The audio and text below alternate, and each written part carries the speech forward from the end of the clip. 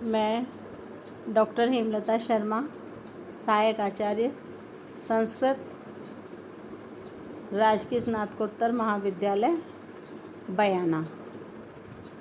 वाल्मीकि रामायण बालकांड प्रथम सर्ग में हम 50 श्लोकों तक का अध्ययन कर चुके हैं। आज हम 51 से 55 श्लोक तक का अध्ययन करेंगे। प्रस्तुत पद्य में मारीच द्वारा रावण को बार बार रोके जाने पर भी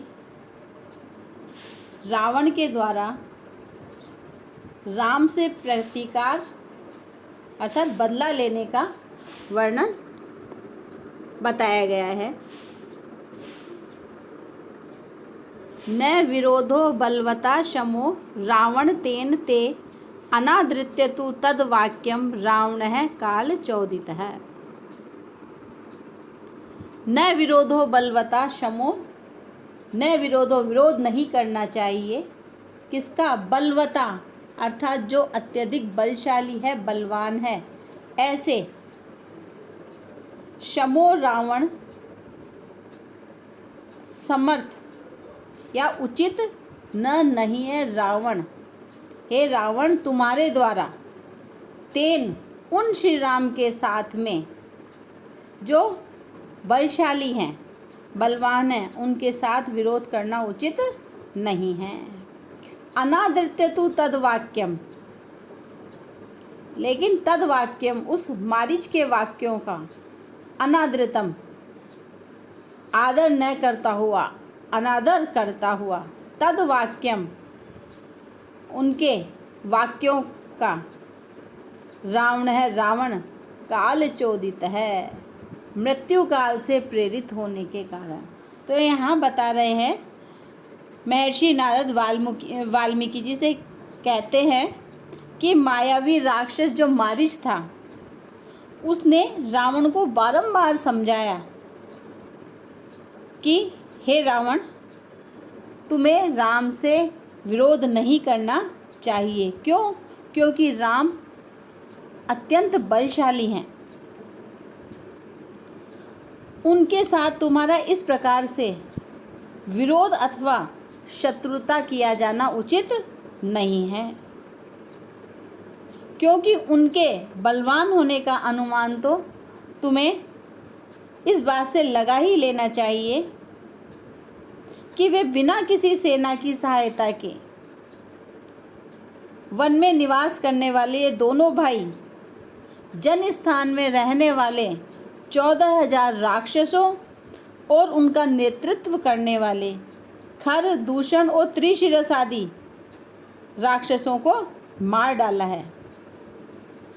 परंतु रावण ने मारीच की इस बात को कोई महत्व नहीं दिया, उसकी बात को नहीं माना और उसे अपनी सहायता के लिए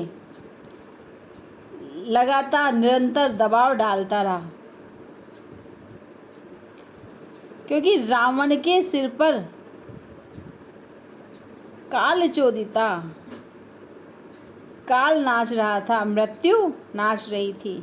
जिसके सर पर मृत्यु का काल नाचने लग जाता है, वह किसी के द्वारा दी गई उचित सलाह को भी नहीं मानता और वह केवल अपनी ही बात पर अडिग रहता है। तो रावण भी इस प्रकार से अपनी बात पर अडिग था, वह मारीच की बात को नहीं मान रहा था। प्रस्तुत पद में विरोध शब्द आया, विरोध है। इसमें वि उपसर्ग पूर्वक रुद्ध धातु अवरोध अर्थ में, यहाँ घय प्रत्यय का योग होने पर भाववाचक विरोध शब्द विरोध है शब्द की व्युत्पत्ति होती है। बलवान यह नकारांत शब्द है, नकारांत न है जिसके अंत में, तो यहाँ बलवान न हलंत है, अतः यह नकारांत है और तृतीय विभक्ति के एक वचन में बलवता रूप सिद्ध होता है। इसी प्रकार अनादृत्य औपसर्ग पूर्वक दृ धातु से लेप प्रत्यय के योग में तुक आगम करने पर आदृत्य पद की सिद्धि होती है। न आदृत्य इति अनादृत्य, इस प्रकार से न तत्पुरुष समास करने पर अनादृत्य पद की सिद्धि होती है। यहाँ ते यह युष्मत शब्द की षष्ठी विभक्ति का एक वचन तव का वैकल्पिक रूप है। काल चोदित है, कालेन चोदित है इति काल चोदित है। यहाँ तृतीय तत्पुरुष समासांत पद में काल शब्द सामान्य समय का नहीं अपितु मृत्यु काल का सूचक है। यहाँ उत्तर पद में चुद संचोदने धातु से इट का आगम होने पर कत प्रत्यय का योग होने पर चोदित पद की पुल्लिंग की विवक्षा में सिद्धि होती है। मारीच एक मायावी और लंका में रहने वाला राक्षस था। इसकी माता का नाम ताड़का और पिता का नाम सुंद राक्षस था। अपनी माया के कारण यह विभिन्न प्रकार के रूपों को, शरीरों को अथवा योनियों को धारण करने में समर्थ था। योनि से तात्पर्य पशु पक्षी इत्यादि किसी के भी रूप को धारण करने में समर्थ था।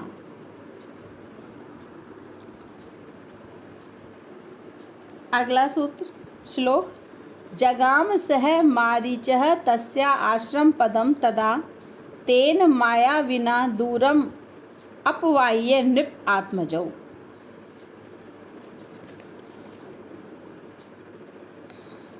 इस पद्य में बता रहे हैं कि रावण द्वारा मारीच की सहायता से सीता हरण हुआ, उसके बारे में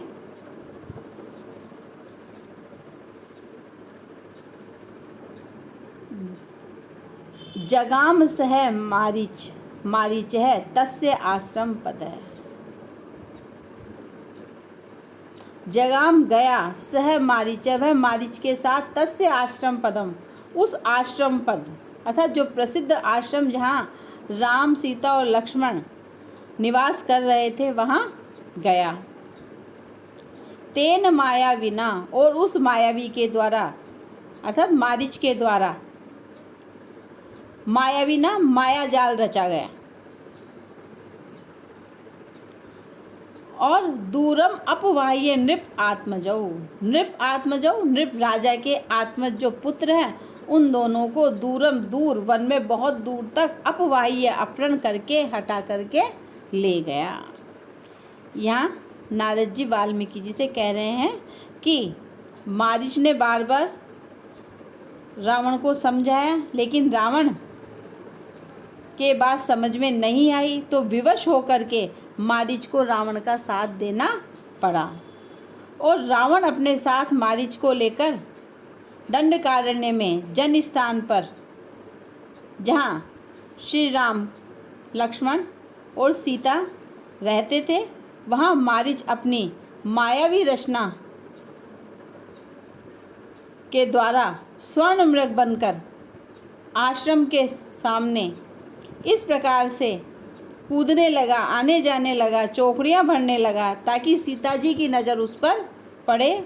और जो ही सीता जी मृग को देखे तो उसे प्राप्त करने की इच्छा करे और श्री राम उसे ला कर देने की जिद करे, जबकि श्री और सीता ने वैसा ही किया। वह राम से उस स्वर्ण मृग को लाने के लिए जिद करने लगी। यद्यपि श्री राम ने सीता जी को समझाने का बहुत प्रयत्न किया कि यह वास्तविक नहीं है, हकीकत नहीं है, कोई माया जाल है, परंतु मारीच की मायावी रचना से सीता जी की समझ में कोई बात नहीं आई और विवश होकर राम और लक्ष्मण को स्वर्ण मृग को पकड़ने के लिए उसके पीछे जाना पड़ा। मायावी मारीच स्वर्ण मृग के रूप में अपने पीछे श्री राम और लक्ष्मण को भगाते हुए आश्रम से बहुत दूर तक ले गए। यहाँ ये जो पद है वह रामचरितमानस और रामायण, इसमें अर्थ में थोड़ी सी भिन्नता है। गोस्वामी तुलसीदास के रामचरितमानस के कथानक में और रामायण के कथानक में, रामचरितमानस में तो स्वर्ण मृग के पीछे केवल राम गए थे और लक्ष्मण बाद में गए थे, लेकिन रामायण में दोनों को साथ जाना बताया। प्रस्तुत मंत्र श्लोक के द्वारा नृप आत्मजौ अर्थात राजा के दोनों पुत्रों को दूरम अपवाह्य दूर तक ले गया। ये थोड़ा सा अंतर है। यहाँ जगाम शब्द आया है जो कि क्रियापद की सिद्धि गमने धातु के लिट लकार की विवक्षा में प्रथम पुरुष के एक वचन में होती है। सह मारीचः मारीचेन सहित इति सह मारीचः। यहाँ तृतीय तत्पुरुष समास के अनुसार मारीच को साथ लेकर रावण वहाँ गया। आश्रम पदम आश्रमस्य पदम इति आश्रम पदम अर्थात जन स्थान में विद्यमान उस प्रसिद्ध आश्रम पर गया। आत्मजः आत्मना जायते इति आत्मजः अर्थात अपने आत्म तत्व तथा अपने शरीर से उत्पन्न पुत्र पुत्री आत्मज अथवा आत्मजा कहे जाते हैं। नृपस्य आत्मजौ इति नृप आत्मजौ अर्थात राजा दशरथ के दोनों पुत्र श्री राम और लक्ष्मण। मायाविना माया शब्द से विनि प्रत्यय का संयोग करने पर मायाविन शब्द बनता है। तृतीय विभक्ति एक वचन में मायाविना पद की सिद्धि होती है। अपवाह्य अप उपसर्ग पूर्वक वै धातु से लेप प्रत्यय के योग करने पर अपवाह्य रूप बनता है।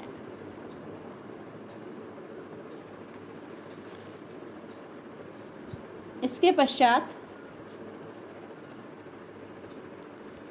जहार भार्याम रामस्य गृध्रिम हत्वा जटायुषम गृध्रिम च निहतम दृष्ट्वा हृताम श्रुत्वा च मैथिलीं राघवः शोक संतप्तो विल्लापा कुलेन्द्रियः ततः तेनेव शोकेन गृध्रिम दग्ध्वा जटायुषम। यहाँ इन मंत्रों में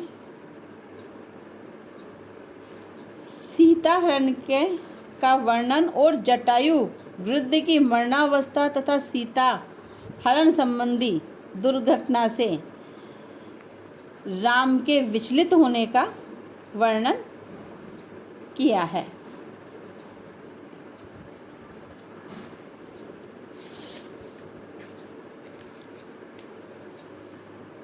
इन दोनों श्लोकों में श्री राम के जीवन में घटित होने वाली विपरीत घटनाओं को प्रस्तुत करते हुए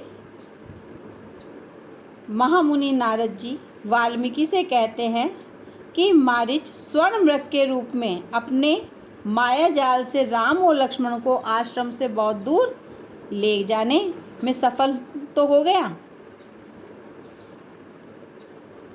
और इधर पीछे लंकाधिपति राक्षस राज रावण ने भी छल प्रपंच करते हुए एक साधु का वेश धारण कर लिया और सीता जी को कुटिया से बाहर आकर भिक्षा देने की प्रार्थना करने लगा। सीधे सच्चे स्वभाव की सीता जी जब भिक्षा लेकर उसके पास आई तो उसने अपना छद्म रूप गुप्त रूप छोड़कर सीता जी का हरण कर लिया। उसी समय राजा दशरथ का जो घनिष्ठ मित्र जटायु नामक जो अर्ध दिव्य पक्षी उधर आकाश में उड़ता हुआ आया और उसने रावण को ऐसा अपकृत्य करने से रोकने का प्रयत्न किया। क्रोध के कारण संज्ञा शून्य रावण ने जटायु की एक भी बात नहीं सुनी और शस्त्र प्रहार करके जटायु के पंख काट डाले। और उसे मरणासन्न अवस्था में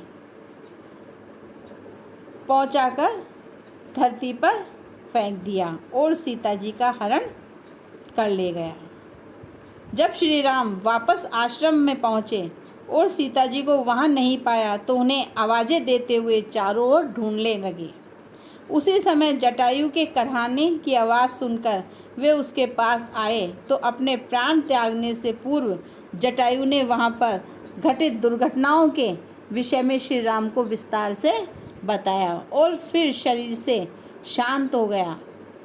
महाराजा रघु के कुल में जन्म लेने वाले श्री राम इन सब दुर्घटनाओं को जानकर बहुत आकुल और व्याकुल होकर सीता जी के लिए विलाप करने लगे, परंतु बहुत जल्द श्री राम ने पुनः अपने आप को व्यवस्थित किया और भारी मन से जटायु का दाह संस्कार अर्थात अंतिम क्रिया की। तो यहाँ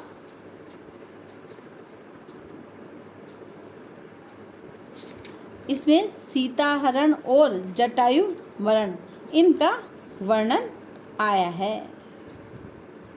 जटायुषम अर्थात जो जटायु नाम से प्रसिद्ध ऐसा जो गिद्ध है उसको हत्वा मार करके रामस्य भार्याम जहर अर्थात राम की जो भार्या पत्नी अर्थात सीता जी को जहर धोखे से देकर धोखे से हरण कर लिया।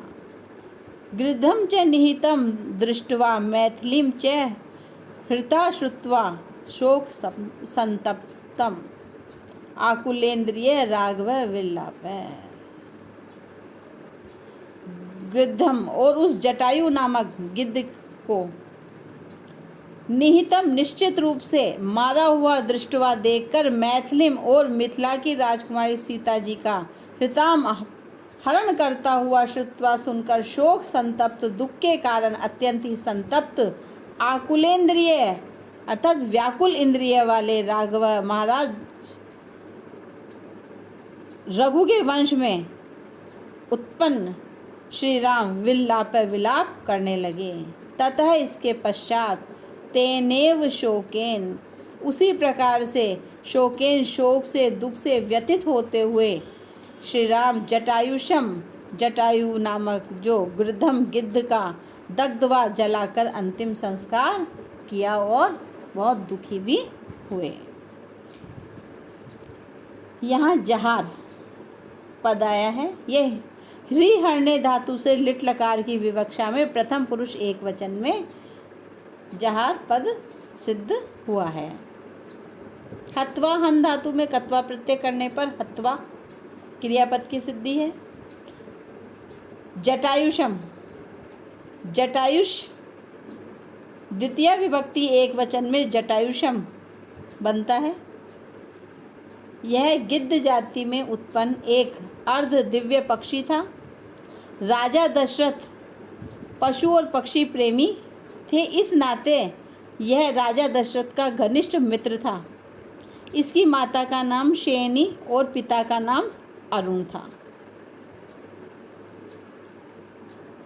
दूसरा निहितम नि उपसर्ग पूर्वक हन धातु से कत प्रत्यय के योग में निहित शब्द द्वितीय विभक्ति एक वचन में निहितम सिद्ध होता है। दृष्टवा और श्रुत्वा ये हम पूर्व में भी पढ़ चुके हैं। दृष्ट धातु से कत्वा प्रत्यय करने पर दृष्टवा और श्रु धातु से कत्वा प्रत्यय करने पर श्रुत्वा क्रियापद की सिद्धि होती है। मैथिली मिथिला देशस्य राज्ञः पुत्री इति मैथिली ताम इति अर्थात राजा जनक मिथिला देश के सम्राट थे और सीता जी राजा जनक की पुत्री अर्थात मिथिला की राजकुमारी थी, इसलिए ये मैथिली इसका उपनाम है। राघव रघो अपत्यम पुमान इति राघव अर्थात जो राजा रघु के कुल में उत्पन्न हुआ पुत्र वह राघव कहलाता है। इन्हीं के लिए रघुवंशी इस शब्द का भी विशेष प्रचलन हुआ है। सूर्यवंशी राजाओं में रघु दिग्विजयी होने के कारण विशेष महत्व रखते हैं। दिलीप, रघु, अज, दशरथ, राम, कुश, यह रघुवंशियों की परंपरा रही है। शोक संतप्त है, शोकेन संतप्त है इति शोक संतप्त, अर्थात जो दुख के कारण बहुत अधिक व्यथित है, व्याकुल है, पीड़ित है।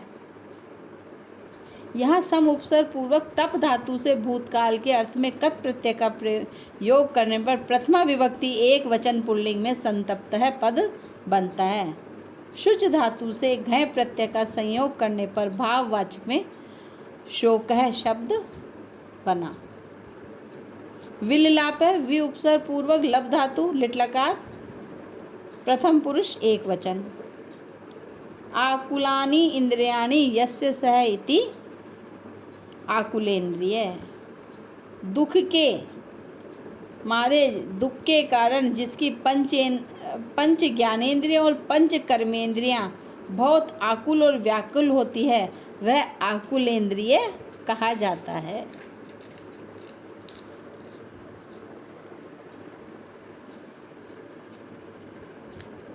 इसके पश्चात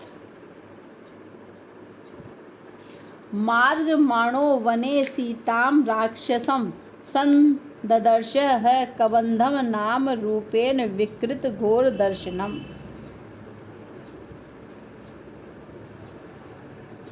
इस पद्य में सीता को ढूंढते हुए जब राम वन में इधर से उधर घूम रहे थे तो वहाँ कबंध नामक राक्षस को देखा, उसका वर्णन है।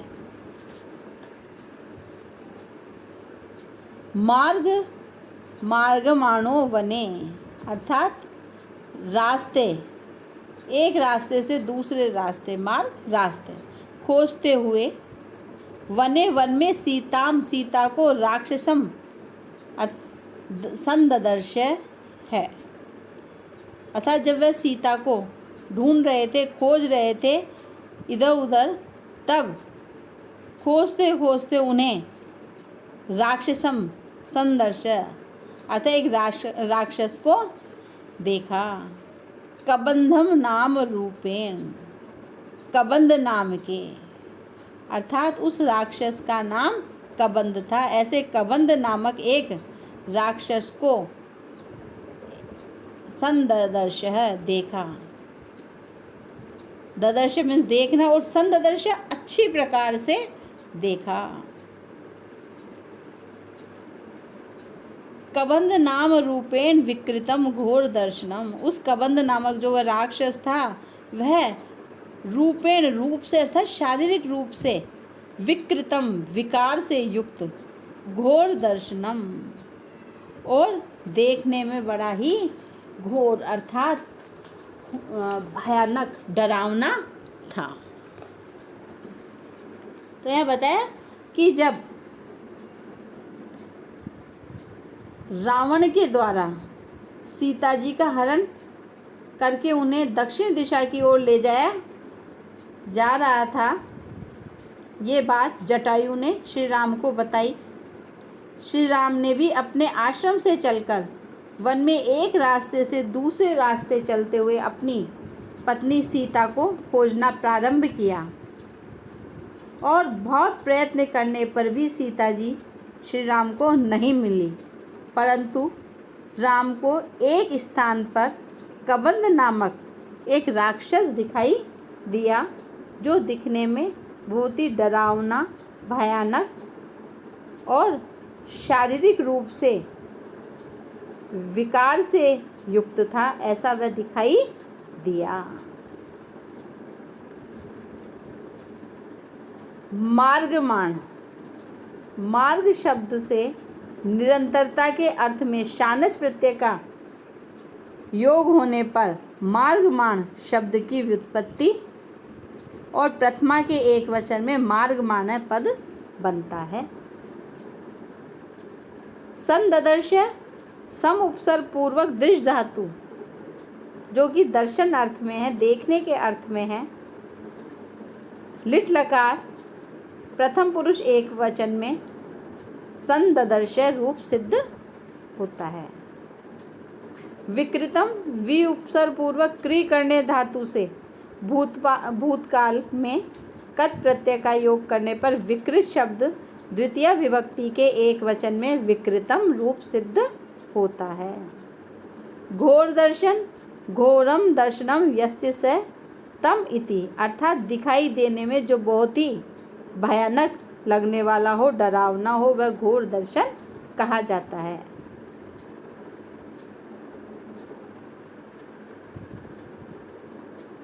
यहाँ कबंध शब्द आया है। कम अर्थात मुखम बदनाति इति कबंध। इस व्युत्पत्ति के अनुसार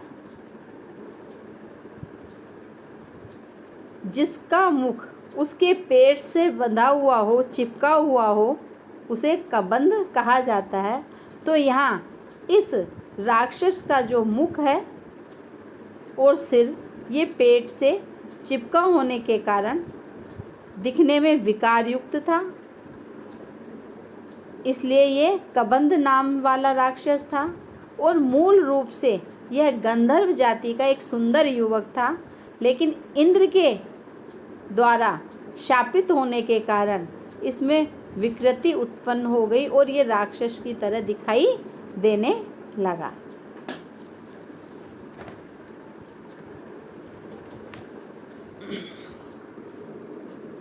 यहाँ राम ने जटायु का अंतिम संस्कार किया, ये बताया गया। तो इसमें कहा गया कि श्री राम ने जटायु नामक दिव्य पक्षी का जो अंतिम संस्कार अपने हाथों से किया, उसके पीछे दो कारण थे। प्रथम, जटायु दशरथ के घनिष्ठ मित्र थे, इसलिए श्री राम के लिए वह पिता के समान सम्माननीय और आदरणीय थे।